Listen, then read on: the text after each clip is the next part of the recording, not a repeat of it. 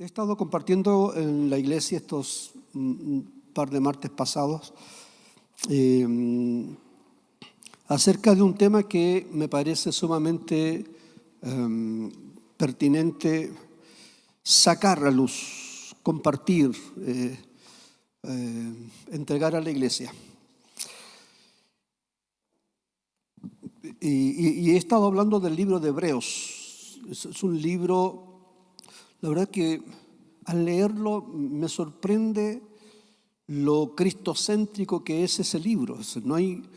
En realidad no hay otro libro tan cristocéntrico donde solo se habla de Jesús, nada más, solo Cristo, y en sus diferentes facetas y en sus diferentes funciones, como profeta, como sacerdote, como sumo sacerdote, como rey, como el originador de nuestra fe, etc. La verdad es que es un libro precioso y creo que cada creyente debería de tomar ese libro y leerlo como un devocional diario, porque va a alimentar tu fe, pero también te va a exhortar, también va a remover tu conciencia, porque tiene muchas exhortaciones que son crudísimas. Le habla de manera muy fuerte a la iglesia. Por eso que de repente es un libro no tan predicado, no tan leído, porque hay mucha exhortación también. Pero está llena de revelación el libro de Hebreos. Y por 2 martes consecutivos le he leído el mismo pasaje. Sí, y lo voy a hacer de nuevo. Capítulo 6, el versículo 1 y 2.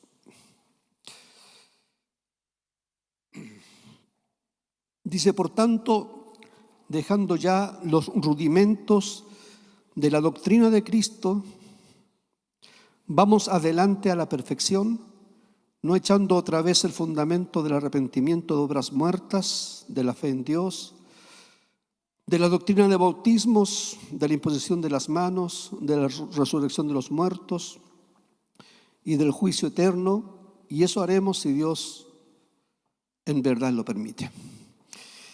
Y he estado paseándome ahí, todavía no entro, porque la verdad le digo, me siento como obligado a quedarme un poco pegado y extraer toda la riqueza que, a mi parecer, voy encontrando en estos pasajes.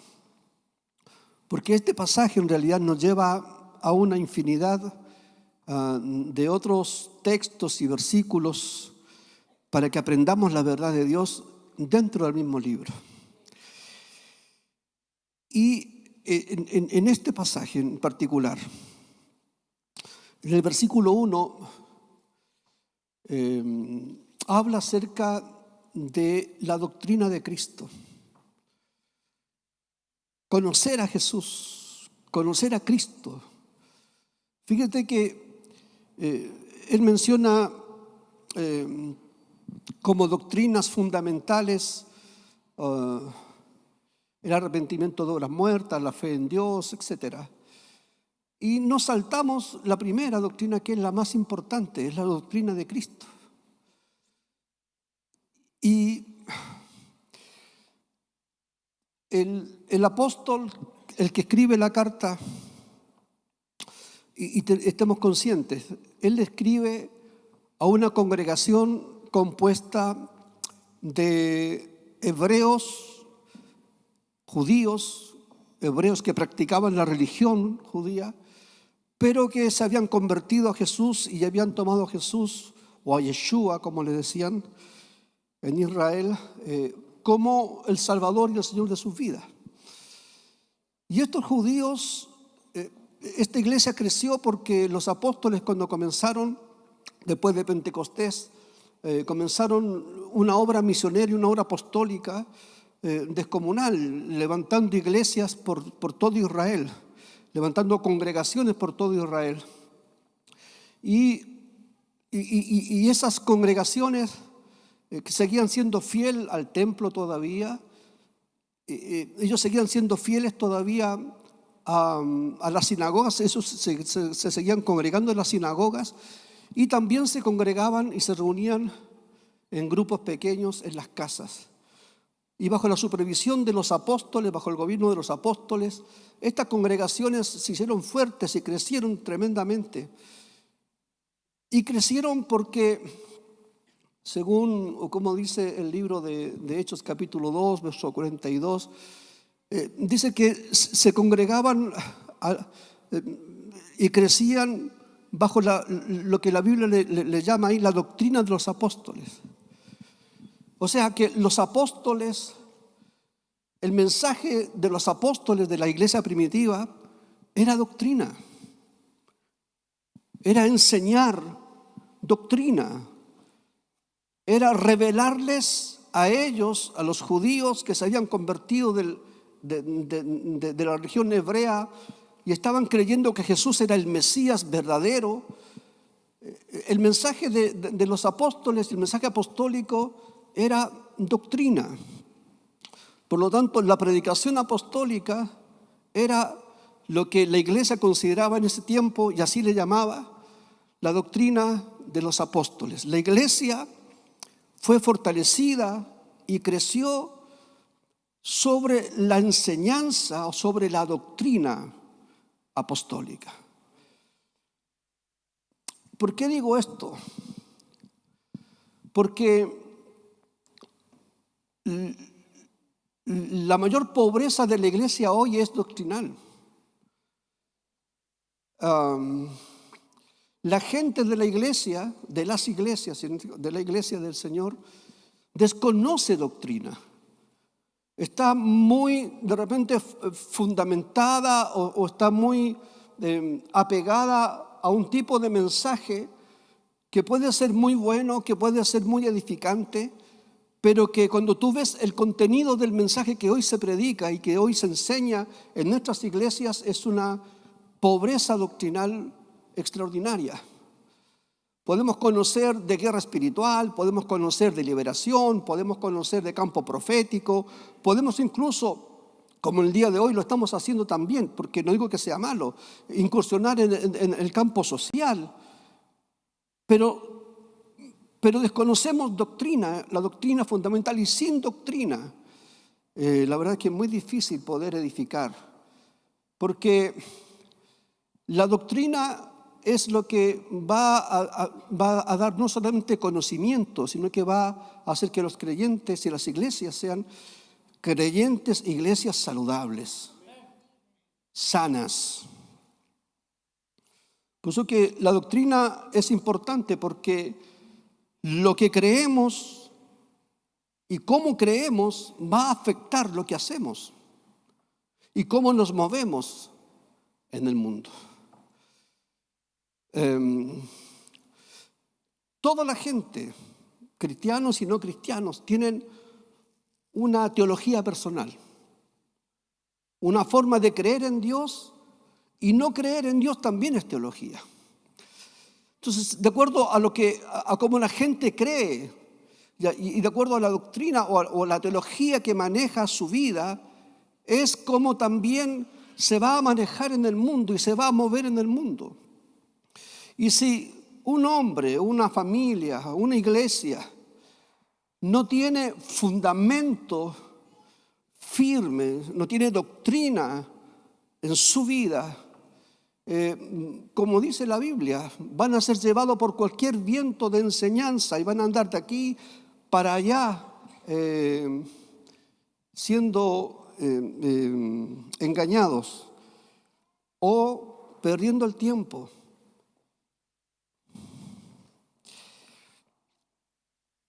Isaías, el profeta, muy atrás, antes de la venida de Cristo, él dijo lo siguiente: ¿a quién se le enseñará ciencia o a quién se le hará entender doctrina?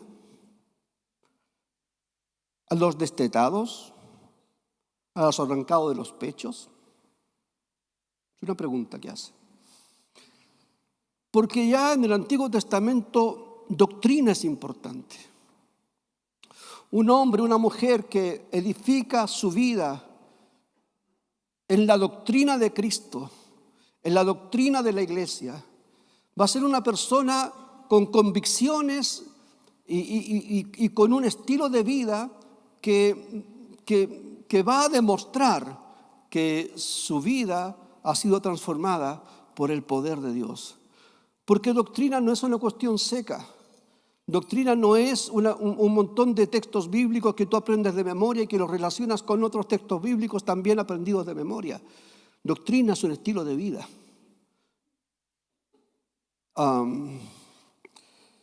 No sé si me pueden poner la hojita que está ahí.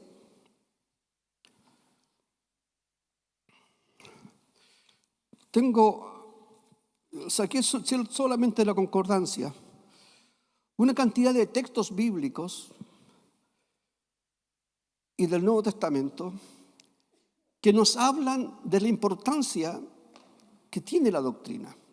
Nos dice a nosotros que la gente que escuchaba a Jesús, dice que se admiraban de su doctrina. O sea, Jesús, cuando predicaba y enseñaba, su enseñanza y su predicación contenía sustancia, contenía fundamento, contenía doctrina. ¿Me está siguiendo? Jesús le dijo a un grupo de judíos: ustedes, si me escuchan y atienden las Escrituras, van a conocer que la doctrina que yo les hablo no es mía, es del Padre que me envió. Entonces es importante que como iglesia atendamos y aprendamos doctrina. En Hechos capítulo 2, verso 42 es donde nos dice el pasaje que la iglesia perseveraba en la doctrina de los apóstoles. Y yo quiero ser insistente con esto porque sin doctrina usted va a ser engañado. Sin doctrina tu fe va a ser simplemente llena de emoción. Y cuando las cosas no resulten, te vas a ir al piso. Y cuando las cosas anden bien, vas a andar en las nubes. Pero cuando las cosas vuelven a nublarse, nuevamente te vas a ir al piso, porque no hay doctrina. Jesús habló muy fuerte acerca de esto cuando habló acerca del hombre sabio y el hombre insensato, el que edifica su casa sobre la roca y el que la edifica sobre la arena. Y alaba a aquel que edifica sobre la roca, dando a entender que el que edifica sobre la palabra, sobre la doctrina del Señor, su vida va a ser una vida consistente, una vida fuerte, potente, poderosa, permanente. En cambio, el que edifica su vida sobre la arena, entonces Jesús no reprocha al que edifica, sino cómo lo hace. Todos edifican, pero ¿cómo lo hacen? ¿Cómo estás edificando tú tu vida? Tu matrimonio, tu servicio al Señor, tu empresa, tu negocio, tu boliche. Si no le das el primer lugar al Señor. ¿Me está siguiendo?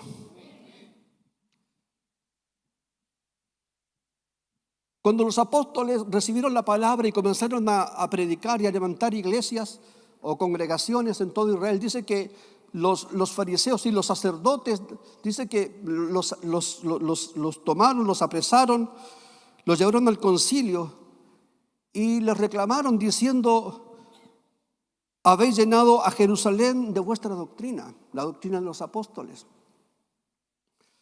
Y hay un montón de textos más interesantes, como 1 Corintios capítulo 14, verso 6, donde dice que cuando la iglesia se reúne, no solo hay ciencia, no solo hay profecía, también tiene que haber doctrina. No podemos sacar la doctrina, el aspecto doctrinal de nuestra predicación, de nuestro mensaje diario. No lo podemos sacar, no podemos vivir solo de profecías, solo de cantos. Usted no puede aspirar solamente a venir al culto, a venir a la reunión para recibir una palabra profética a su vida, o una palabra de consuelo a su vida. Usted tiene que venir a ser nutrido por la palabra. Usted tiene que venir a recibir palabra, usted tiene que venir con su cuaderno, usted tiene que venir con su lápiz, usted tiene que venir a anotar, usted tiene que venir a estudiar. La escuela, la iglesia, hermano querido, es un centro de aprendizaje, es una escuela. Amén. Um,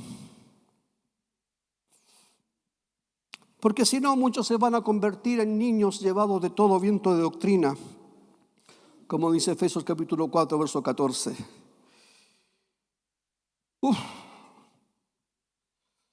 La Biblia dice que estos serán tiempos, los tiempos finales, tiempos peligrosos, donde mucha gente estaría escuchando a espíritus engañadores y doctrinas de demonios. Y la doctrina de demonios usted la escucha, la ve por televisión, la escucha por la radio, la ve en los candidatos presidenciales, en los diputados, en los senadores, en los que están promulgando leyes. Hoy las leyes que están promulgando son doctrinas. Cada partido político, cada movimiento social, detrás de cada uno de ellos hay doctrinas que están moviendo ideológicamente sus vidas. Entonces, la doctrina, si para el mundo es importante, ¿cuánto más tiene que ser para tu vida, para la iglesia, para tu edificación personal? Doctrina. Y no quiero ser majadero con esto, pero nos dice también, fíjate lo que el apóstol le dice a Timoteo,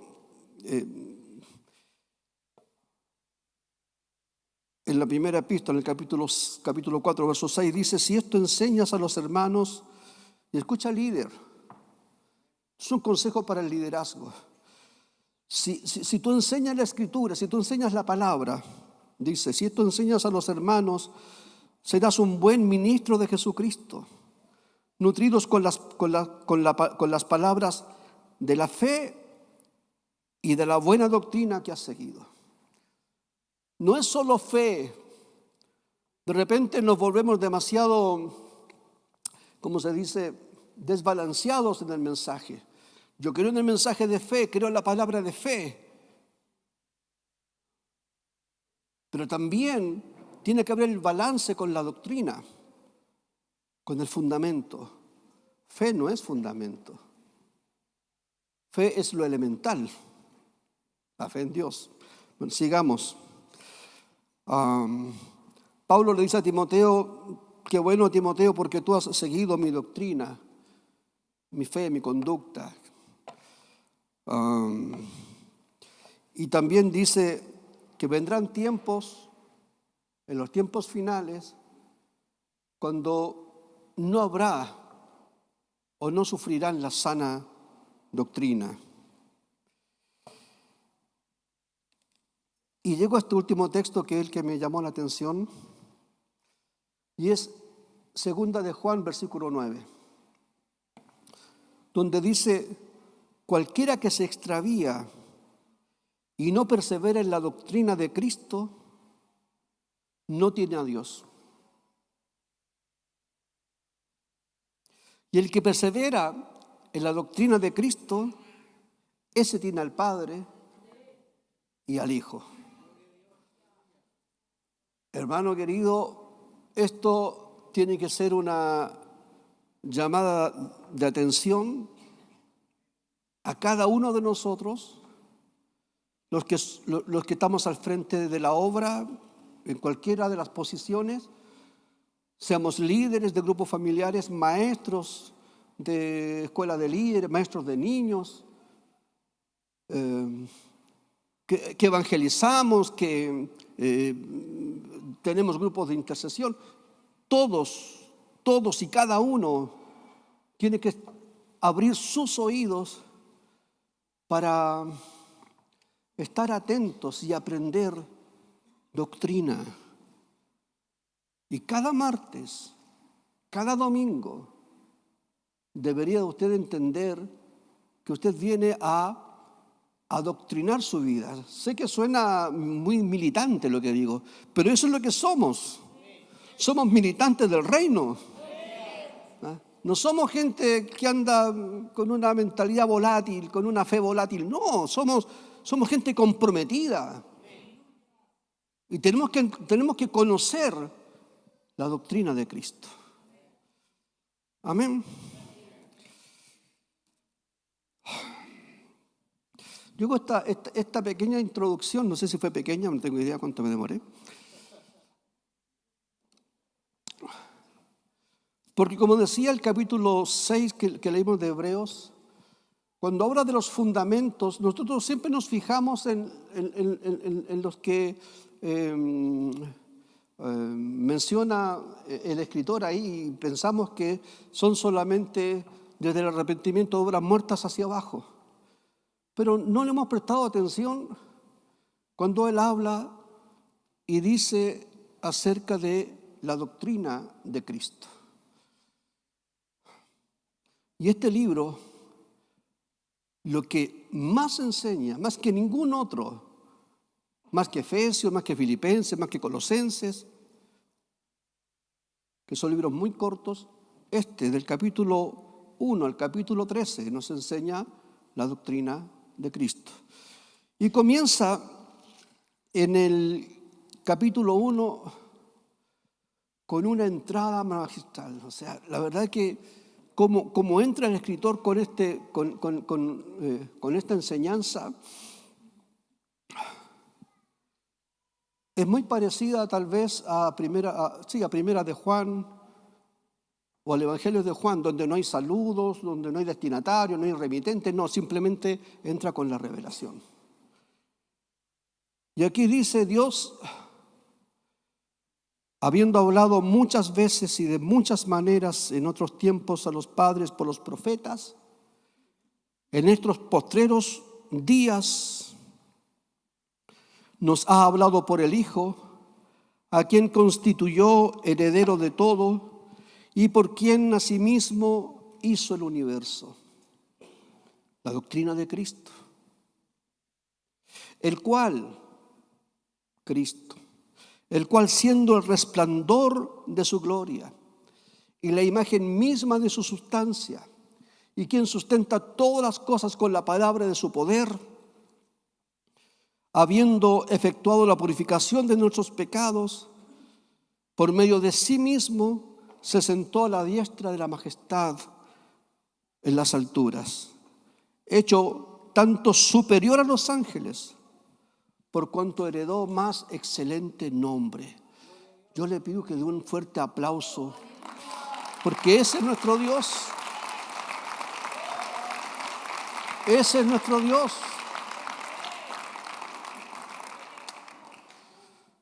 La doctrina de Cristo es una tremenda declaración que contiene una revelación más grande que la declaración que hace.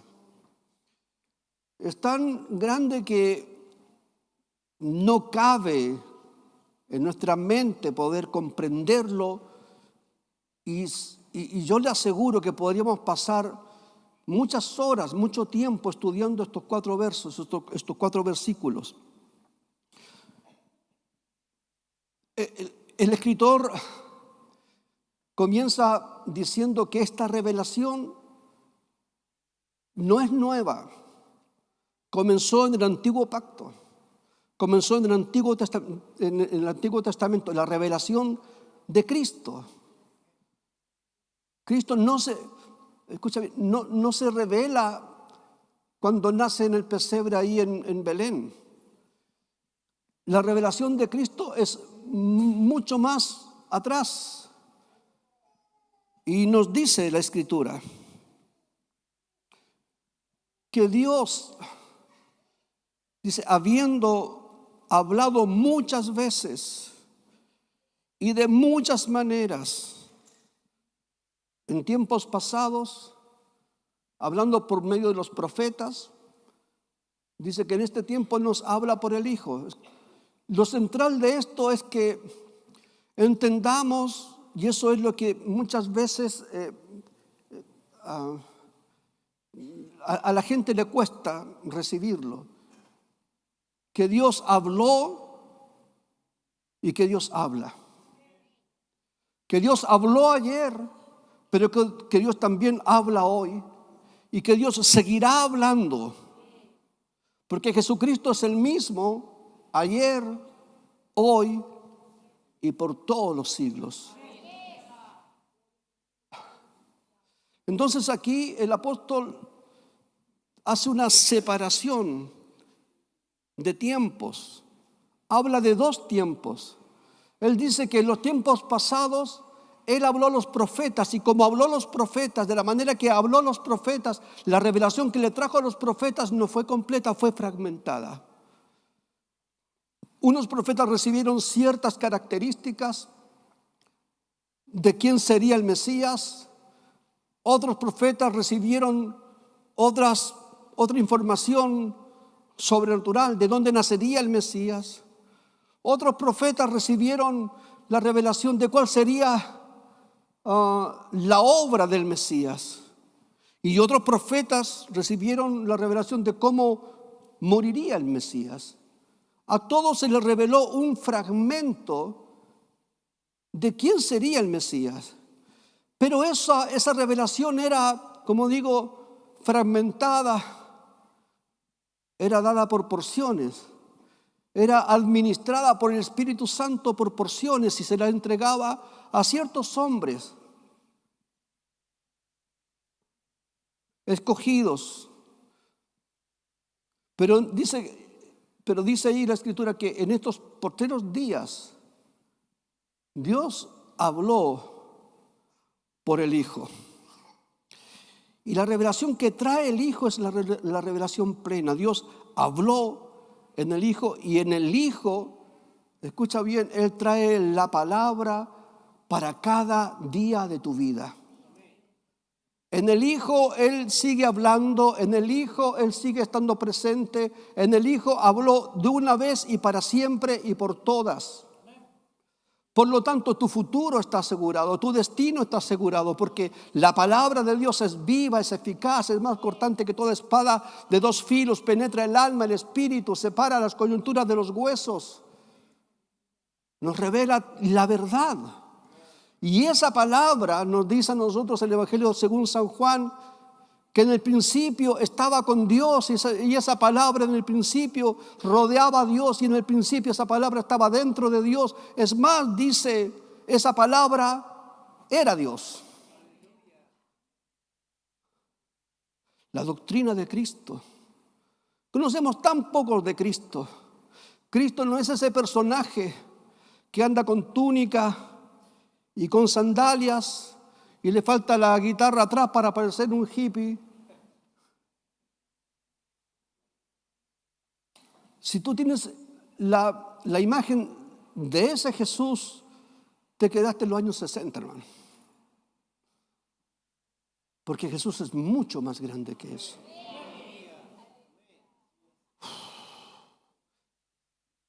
Es tan grande que nos dice la revelación que es la imagen del Dios invisible. Es el resplandor de la gloria de Dios. O sea que el escritor no solo nos revela en el tiempo en cómo Dios habla, sino que nos revela cuál es la identidad y la naturaleza nos revela la posición y el ministerio del Hijo de Dios. Y cuando este texto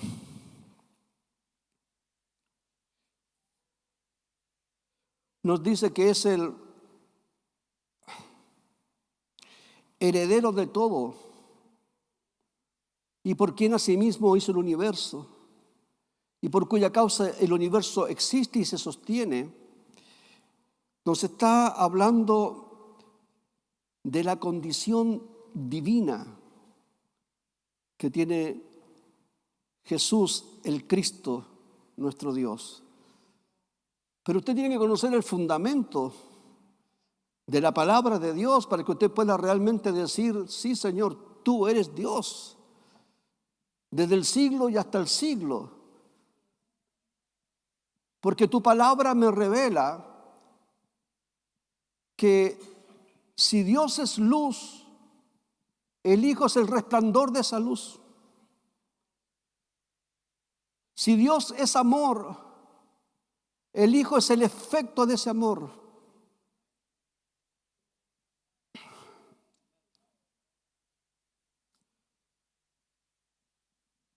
Entonces, necesitamos doctrina. Necesitamos doctrina. No podemos quedarnos enredados en vivir cuestionando lo que pasa en el mundo y tratar de ver cómo arreglamos lo que pasa en el mundo si nosotros no tenemos el fundamento claro y establecido bajo nuestros pies. Amén, queridos. Entonces, por eso yo te digo que doctrina es muy importante, porque de acuerdo a lo que tú crees, es de acuerdo a lo que tú vas a moverte, afecta lo que tú haces. Lo que tú crees afecta lo que tú haces. Y como tú crees lo que crees. Si tú crees lo que crees con deficiencia, con liviandad, si para ti lo que tú crees no es tan importante, así va a ser tu vida. Y esos son los efectos que tú vas a tener y tu vida va a andar de salto en salto. Pero si tú estás convencido y tú sabes que lo que tú crees es sumamente importante, es tu convicción de vida, entonces eso va a afectar todo lo que tú hagas.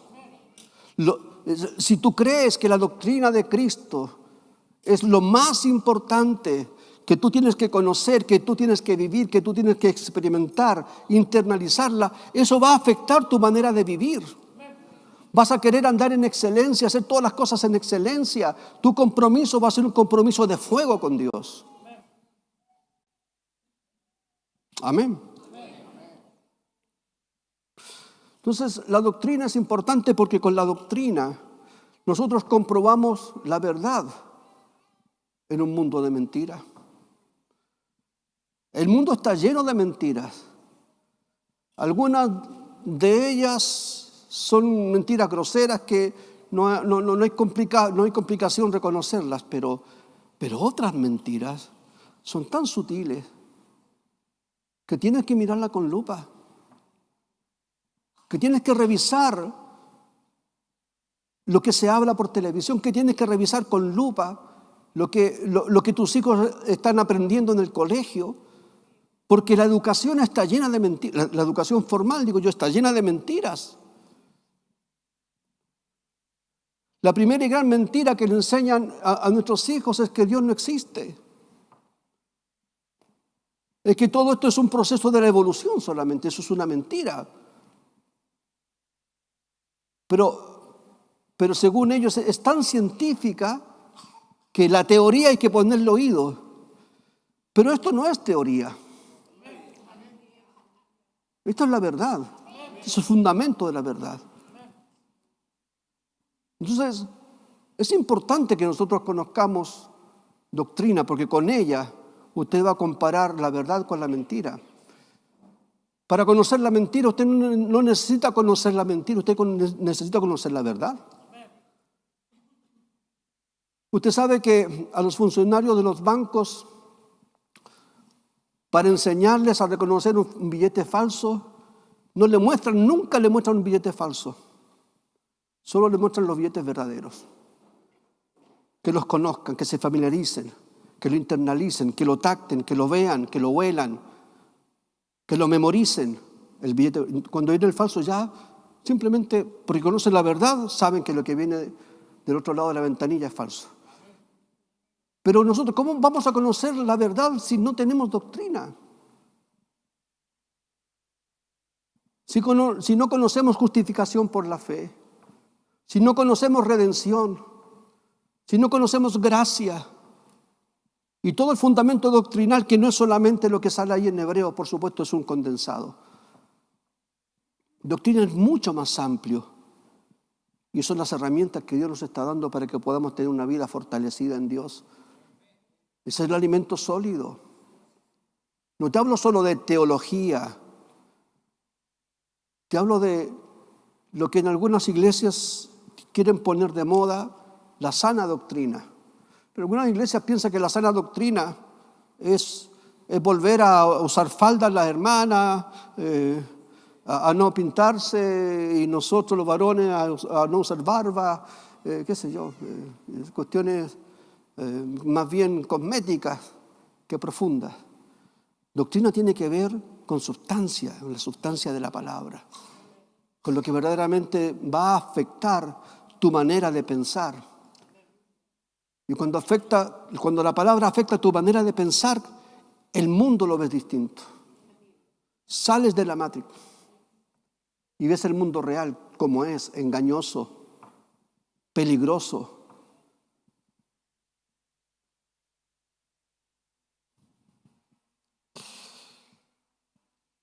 Aleluya. Así que atienda a la doctrina. No se quede dormido. No diga, uy, qué fome, otra vez el pastor o el apóstol o el líder nos van a pasar una clase de doctrina. No son clases.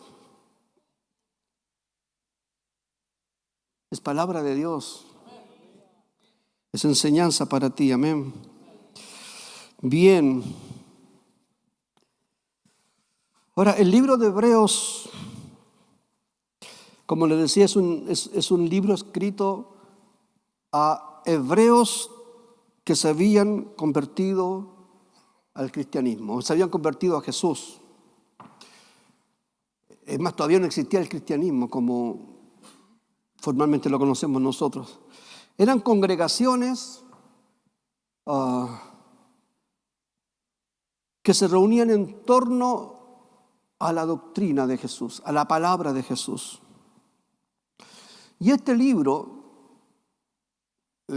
está dirigido a una de esas congregaciones, en algún punto en Israel o tal vez fuera de Israel, porque recuerde que los apóstoles salieron por todo el mundo a predicar la palabra y llenaron todo el mundo conocido de aquel entonces con congregaciones. Pero este libro está dirigido a una de esas congregaciones de hebreos convertidos a Jesús. Y está lleno de advertencias. Una y otra vez, capítulo tras capítulo. Él expone doctrina y da una advertencia. Expone doctrina y da advertencia. ¿Por qué tantas advertencias y admoniciones como las leíamos el martes pasado? Porque esta congregación estaba siendo tentada a dejar la doctrina, a dejar la sana doctrina, a olvidarse de la doctrina. Por eso el apóstol le dice, se han hecho tardos para oír. Podríamos seguir avanzando en la doctrina de Cristo, porque le está hablando acerca del sacerdocio de Jesús, del sumo sacerdocio de Jesús. Luego en el capítulo 8, 9 y 10 les habla acerca del sacerdocio de Melquisedec, que Jesús está en ese orden. Y nosotros no tenemos idea de eso. Te hablan de Melquisedec y no tienes idea de eso. Te hablan de sumo sacerdote y la mayoría de los hermanos no tienen idea de qué es eso. Piensan que simplemente es una persona con un efod largo, y con un cuchillo en la mano para hacer una ofrenda. Pero ahí hay doctrina, ahí hay enseñanza gruesa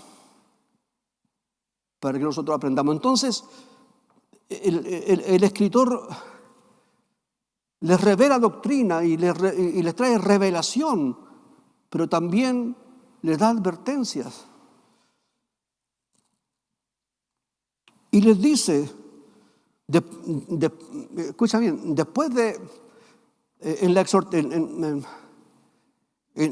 escribir el capítulo 1, versículo 1 al 4, que es revelación pura, en el capítulo 2 les dice, por tanto es necesario que con más diligencia atendamos a las cosas que hemos oído, no sea que nos deslicemos, porque si la palabra dicha por medio de los ángeles fue firme y toda transgresión y desobediencia recibió justa retribución, ¿cómo escaparemos nosotros si descuidamos una salvación tan grande, la cual habiendo sido anunciada primeramente por el Señor, nos fue confirmada por los que la oyeron, testificando Dios juntamente con ellos, con los apóstoles, con señales y prodigios y diversos milagros y repartimientos del Espíritu Santo según su voluntad?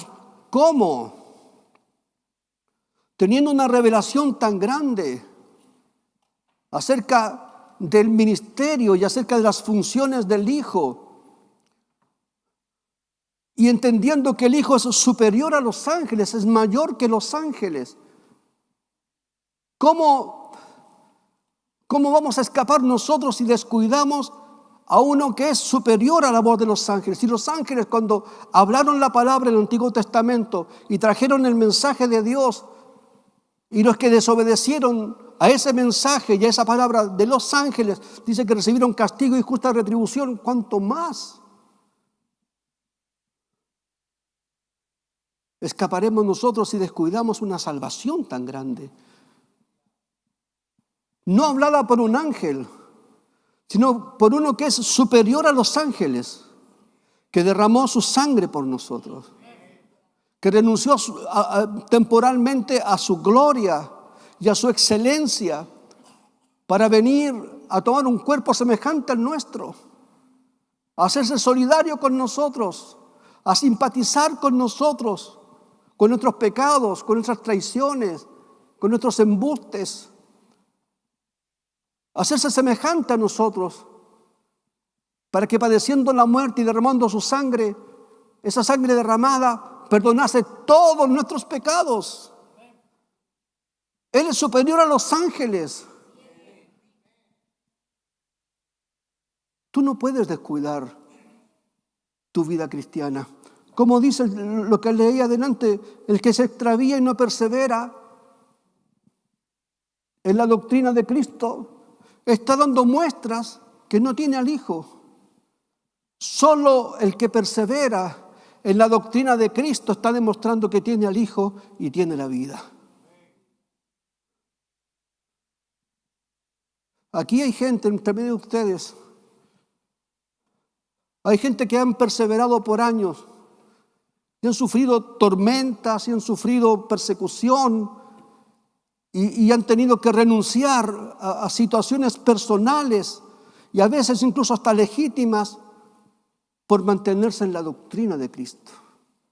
Y yo honro a esa gente, hombres y mujeres de esta iglesia preciosos, hombres de Dios, mujeres de Dios. Y tenemos que ser ejemplos de fe. Usted puede estar viviendo un conflicto y un problema fuerte, sentimental, financiero, familiar, pero eso no es motivo para que usted deje la doctrina de Cristo, la enseñanza de Cristo, el ejemplo del Señor. Te repito, cuando Jesús comenzó su testimonio en la tierra, la gente se maravillaba por la doctrina que tenía. Te repito, la doctrina no son palabras huecas. La doctrina de Cristo es poder. Es poder que transforma, es poder que salva, poder que sana, poder que libera, poder que prospera. Pero como el consejo que le da este escritor a los hebreos, sean pacientes. Si las cosas no resultan en tu tiempo, en el tiempo que tú pusiste o en el tiempo que tú crees que necesitas que sucedan las cosas, si no resultan allí, ten paciencia. Porque la paciencia prueba la fe. Y el capítulo 11 está lleno de ejemplos de hombres y mujeres que se mantuvieron en la doctrina, que se mantuvieron en la palabra, que se mantuvieron firmes en su fe o en su confianza. En el Antiguo Testamento casi no se usa la palabra fe, se usa la palabra confianza. Ellos confiaron en Dios hasta la muerte, confiaron en Él, en su palabra. Lo que Dios les habló para ellos fue sustancia. Lo que Dios les habló fue la doctrina que los mantuvo erguidos en medio de la tormenta más terrible. Algunos de ellos esperaron y esperaron, incluso ni siquiera alcanzaron lo prometido. Porque ellos esperaban, dice, un sistema, una ciudad mejor que la que podían disfrutar en su tiempo, la que desciende de los cielos, la Jerusalén celestial. Entonces no te sientas frustrado si las cosas no resultan. persevera, mantente firme.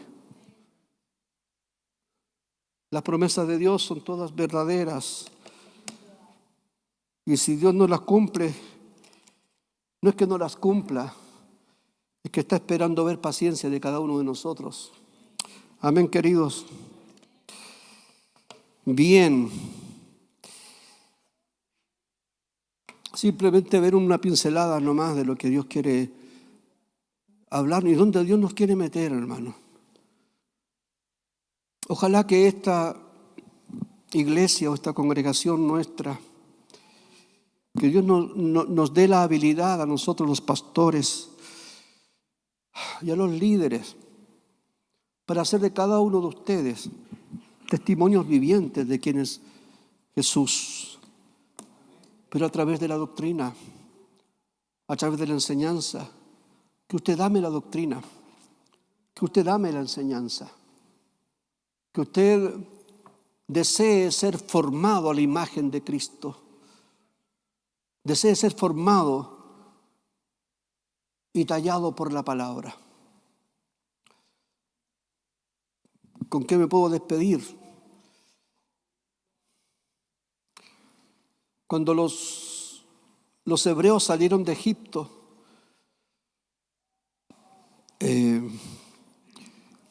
por la mano directiva de Moisés, salieron bajo una promesa.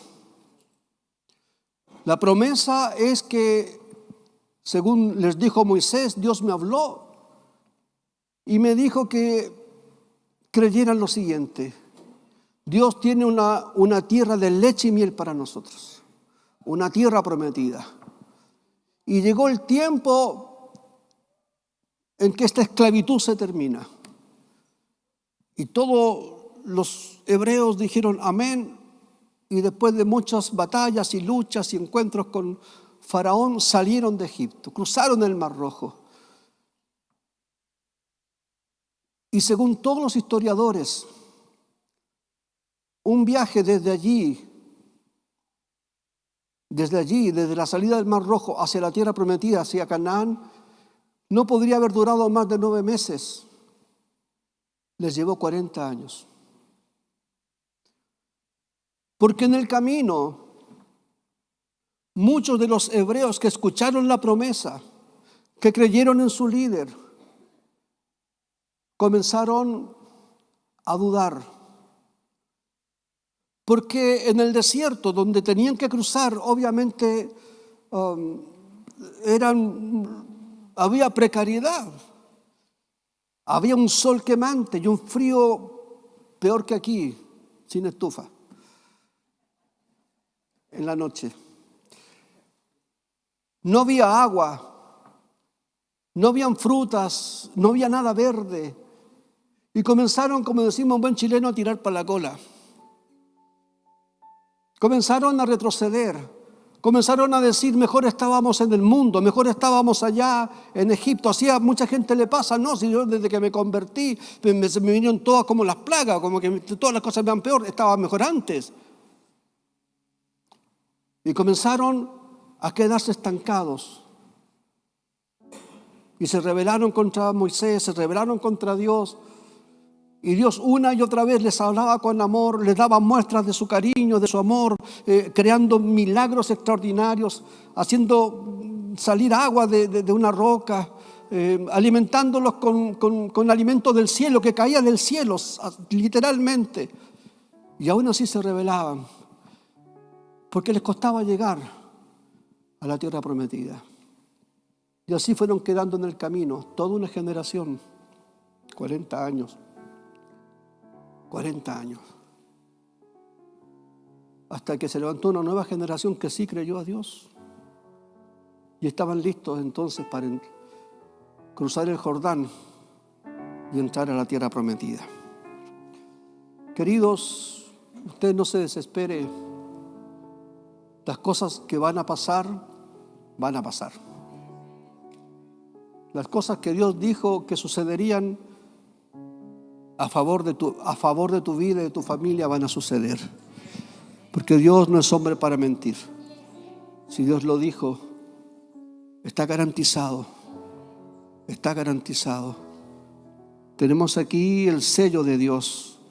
Este es el sello de Dios que dice, todo lo que dice este libro está aprobado. No desconfíe, no desconfíe de la palabra, de la doctrina. Conozca doctrina, aprenda doctrina, y va a ver cómo su vida va a ser fortalecida y va a salir de la niñería, va a dejar de ser un niño para comenzar a madurar y a discernir las cosas, a discernir lo que vives, a las personas con las que te enfrentas, lo vas a discernir porque tienes doctrina en tu vida, tienes palabra de Dios.